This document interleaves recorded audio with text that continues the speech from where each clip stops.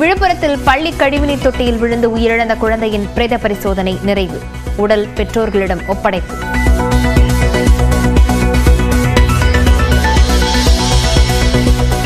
மாணவி உயிரிழப்பு தொடர்பாக பள்ளி தாளாளர் உள்ளிட்ட 3 பேர் கைது. நீதிமன்றத்தில் ஆஜர்படுத்தி சிறையில் அடைப்பு. புதுக்கோட்டை மாவட்டம் தச்சங்குறிச்சியில் களை கட்டி வரும் ஆண்டின் முதல் ஜல்லிக்கட்டு போட்டி. வாடிவாசலில் சீறி பாய்ந்து வரும் காளைகளை அடக்கி வரும் காளையர்கள்.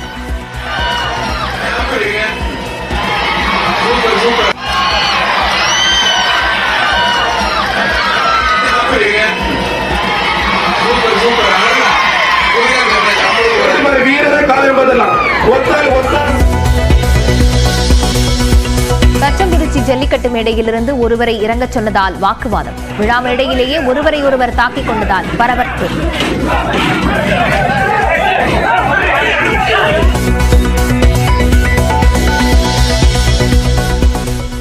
வேலூர் எம்பி கதிரானந்துக்கு சொந்தமான கல்லூரியில் 2வது நாளாக அமலாக்கத்துறையினர் சோதனை. கல்லூரிக்கு வெளியே துப்பாக்கி ஏந்திய போலீசார் பாதுகாப்பு.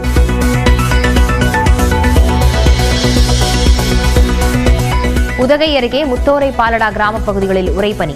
கேரட் பூண்டு பயிர்களின் மீது பனி படர்ந்துள்ளதால் விவசாயிகள் கவலை. விண்ணில் 2 கிலோமீட்டர் தொலைவில் உள்ள இஸ்ரோவின் ஸ்பேடெக்ஸ் A மற்றும் ஸ்பேடெக்ஸ் B செயற்கைக்கோள்கள் தூரத்தை படிப்படியாக குறைத்து ஜனவரி 7 ஒருங்கிணைக்கும் பணி தீவிரம்.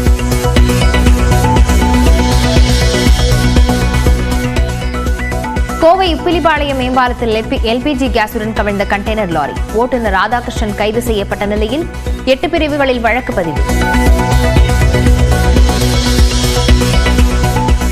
சென்னையை அடுத்த பெரம்பூர் ரயில் நிலைய நடைமேடை அருகில் உள்ள புதரில் கிடந்த பச்சிளம் குழந்தை. 3 மாத பெண் குழந்தையை மீட்டு இரும்பு பாதை காவல் நிலையத்தில் ஒப்படைத்த ஆட்டோ ஓட்டுநர்கள். மதுரையில் ஆண்கள் மட்டுமே கலந்து கொண்ட பிரம்மாண்ட அசைவ உணவு திருவிழா. 18 கிராமங்களைச் சேர்ந்த 5000க்கும் மேற்பட்ட ஆண்கள் பங்கேற்பு.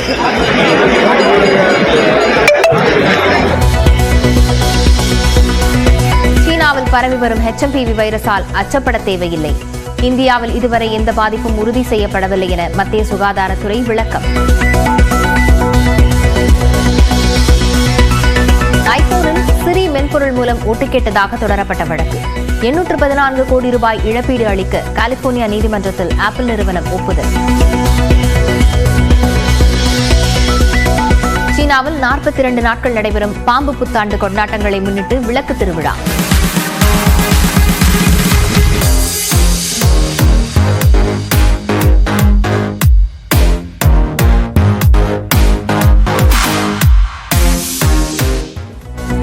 பல்வேறு வண்ணங்களில் அமைக்கப்பட்டுள்ள பாம்பு வடிவிலான விளக்குகளை காண குவியும் மக்கள்.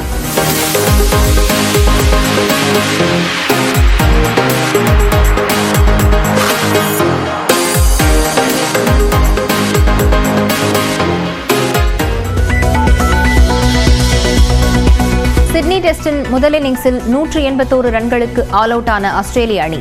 முதல் இன்னிங்ஸில் 4 ரன்கள் முன்னிலை பெற்ற நிலையில் 2வது இன்னிங்ஸை விளையாடி வரும் இந்திய அணி. சிட்னி டெஸ்ட் போட்டியில் காயம் காரணமாக மைதானத்திலிருந்து வெளியேறினார் கேப்டன் பும்ரா. ஸ்கேன் எடுக்க சென்றதாக கூறப்படும் நிலையில் அணியை வழிநடத்தி வருகிறார் கோலி. புதுக்கோட்டை மாவட்டம் தச்சங்குறிச்சியில் இந்த ஆண்டுக்கான முதல் ஜல்லிக்கட்டு போட்டி சற்று நேரத்தில் தொடங்கவிருக்கிறது. இது குறித்த விவரங்களுடன் செய்தியாளர் ஹரிகிருஷ்ணன் இணைந்திருக்கிறார். ஹரிகிருஷ்ணன், எத்தனை காளைகள் பங்கேற்கின்றன? என்னென்ன ஏற்பாடுகள் அங்கு செய்யப்பட்டிருக்கிறது? லாவண்யா, தமிழ்நாட்டில் இந்த ஆண்டின் முதல் ஜல்லிக்கட்டு போட்டி என்பது புதுக்கோட்டை மாவட்டம் தச்சங்குறிச்சியில் இன்னும் சற்று நேரத்தில் துவங்கி நடைபெற இருக்கின்றது. இந்த ஜல்லிக்கட்டு போட்டியை பொறுத்தவரையில் புனித விண்ணேற்பு அன்னை ஜல்லிக்கட்டு பேரவை ஒத்துழைப்போடு தமிழக அரசு சார்பில் இந்த போட்டி என்பது நடைபெற இருக்கின்றது. கிட்டத்தட்ட இந்த போட்டியில் ஆன்லைன் டோக்கன் மூலம் கிட்டத்தட்ட ஒரு 600 வீரர்களுக்கும் 300 வீரர்களுக்கும் அதே போல 600 காளைகளுக்கும் இந்த ஜல்லிக்கட்டு போட்டியில் பங்கேற்பதற்காக அனுமதி என்பது அளிக்கப்பட்டிருக்கின்றது. காலை 8 மணிக்கு இந்த மாவட்ட ஆட்சியர் அருணா மற்றும் அமைச்சர்கள் தலைமையில் இந்த போட்டி என்பது துவங்க இருக்கின்றது. தற்பொழுது முதல் மாடாக இந்த கோவில் மாடு என்பது முருகன் கோவில் அருகே இருக்கக்கூடிய அந்த கோவில் மாடு என்பது தற்பொழுது அவிழ்க்கப்பட்டிருக்கின்றது. தொடர்ந்து காளைகளும் அவிழ்க்கப்பட இருக்கின்றது.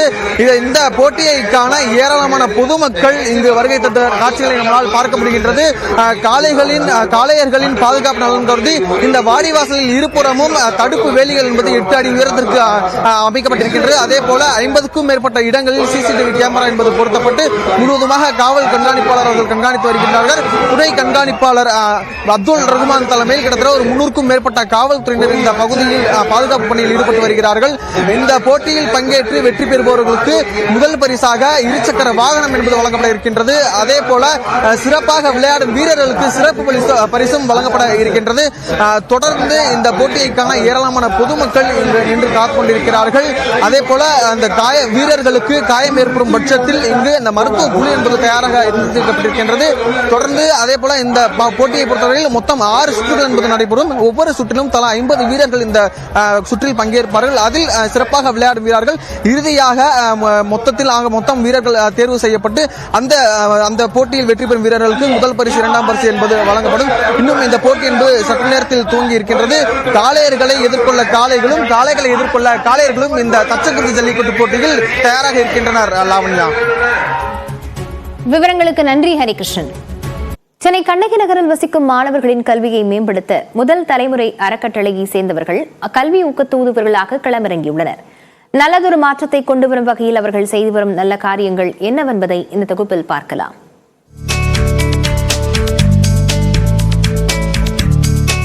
வந்தாரை வாழ வைக்கும் சென்னையில் கண்ணகி நகர் என்றாலே கொலை, கொள்ளை, திருட்டு, வழிப்பறி என மக்கள் மத்தியில் அச்சம் இருந்தது.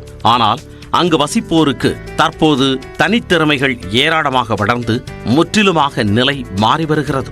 இந்த மாற்றத்திற்கு பின்னால் இருப்பது முதல் தலைமுறை என்கின்ற அறக்கட்டளை. இந்த அறக்கட்டளையை 2014ஆம் ஆண்டு முதல் நடத்தி வருவது அண்மையில் ஓய்வு பெற்ற தலைமைச் செயலாளரான இறையன்புதான். இந்த அறக்கட்டளை சார்பில் பசுமை தூதுவர்கள் 100 பேர் நியமிக்கப்பட்டனர். சுற்றுச்சூழலை தூய்மையாக வைப்பது, பிளாஸ்டிக் பொருட்களை குறைப்பது உள்ளிட்ட பல்வேறு பயிற்சிகள் புதுச்சேரி மற்றும் கோவையில் இவர்களுக்கு வழங்கப்பட்டன. இந்த பசுமை தூதுவரில் எல்லாரும் எல்லா இடத்துலையும் போய் இந்த அவேர்னஸ் கிரியேட் பண்ணும்போது சமுதாயத்தில் பெரிய மாற்றம் இருக்கும். இயற்கை சூழல் பாதிக்கப்படுறது இல்லை தடுக்கப்படுன்ற நம்பிக்கை எங்களுக்கு வந்திருக்கு. இயற்கையோட வாழ்றதுக்கு பழகிக்கிட்டேன். இப்போ தான் நானே கொஞ்சம் கொஞ்சமாக பழகிறேன். எல்லோரும் இயற்கையோட சேர்ந்து வாங்க, தனிமத மாற்றம் தான் சமுதாய மாற்றம் சொல்லி நான் கேட்டுக்கிறேன். நான் என்னால் முடிஞ்சு இப்போ நான் ஒரு 50 மரத்தை நான் நட்டிருக்கேன். இந்த பசுமை தூதுவர்கள் தற்போது கல்வி தூதுவர்களாகவும் நியமிக்கப்பட்டுள்ளனர். மாணவர்களுக்கு தேவையான உதவிகளை செய்வது குறித்து சென்னை கண்ணகி நகரில் உள்ள முதல் தலைமுறை அறக்கட்டளை அலுவலகத்தில் இறையன்பு தலைமையில் ஆலோசனை நடந்தது. இதில் பங்கேற்ற தூதுவர்களுக்கு இறையன்பு பல்வேறு ஆலோசனைகளை வழங்கினார். 12ஆம் வகுப்பில் படித்துக் கொண்டிருக்கின்ற 120 மாணவர்களும் பள்ளி இறுதித் தேர்வை எழுதுகிற போது சிறப்பாக எழுதி தேர்ச்சி பெற்று அவர்கள் பட்டப்படிப்பில் தங்களை இணைத்துக் கொள்ள வேண்டும் என்பதற்காகத்தான் இந்த பசுமை தூதுவர்களாக இருக்கிறவர்கள் கல்வி ஊக்க தூதுவர்களாகவும் இருக்க வேண்டும் என்கின்ற ஒரு புதிய பொறுப்பை உங்களுக்கு வழங்குவதற்காகத்தான் இந்த கூட்டம் ஏற்பாடு செய்யப்பட்டது. கடந்த 10 ஆண்டுகளாக பள்ளி சிறுவர்களுக்கு மாலை நேர வகுப்புகள் நடத்தப்பட்டு 272 பட்டதாரிகள் தற்போது உருவாகியுள்ளனர். இது மட்டுமன்றி மகளிர் சுயதொழில் செய்வது, தையல், அழகுக்கலை, கார் ஓட்டுநர் பயிற்சிகளை முதல் தலைமுறை அறக்கட்டளை அளித்து வாழ்வாதாரத்தை மேம்படுத்தி வருகிறது. மகளிர் மட்டுமன்றி சிறாருக்கு பறை இசை, சிலம்பம், கராத்தே, செஸ் உள்ளிட்ட பயிற்சிகளும் அளிக்கப்பட்டு வருகின்றன. தனித்திறன் கல்வியுடன் கண்ணகி நகர் மக்களுக்கு மாதத்தில் 2 முறை இலவச சித்த மருத்துவ முகாம்களும் நடத்தப்படுகின்றன. இத்தனை மாற்றங்களை செய்து வரும் அறக்கட்டளையின் புதிய முயற்சியாக 10 மற்றும் 12ஆம் வகுப்பு படிக்கும் மாணவர்களுக்கு கல்வி தூதுவர்கள் உதவ வேண்டும் என்றும் இறையன்பு கூறினார். மாணவர்களின் வீடுகளுக்கு வாரம் 1 முறை சென்று கல்வி உபகரணங்கள் வழங்குவதுடன் கல்வி ஆலோசனைகளையும் கல்வி தூதுவர்கள் செய்ய வேண்டும் என்றும் இறையன்பு அறிவுறுத்தினார். முதல் தலைமுறை அறக்கட்டளையின் முயற்சிக்கு நகர்ப்புற வாழ்விட மேம்பாட்டு வாரிய அதிகாரிகள், அரசு மேல்நிலைப் பள்ளி தலைமை ஆசிரியர்கள் உள்ளிட்டோர் கைகோர்க்க முன்வந்துள்ளனர். கல்விக்கு கை கொடுக்கும் இந்த முயற்சி உண்மையில் பாராட்டுக்குரியது. நியூஸ் 18 தமிழ்நாடு தொலைக்காட்சி செய்திகளுக்காக ECR செய்தியாளர் வினோத் கண்ணன்.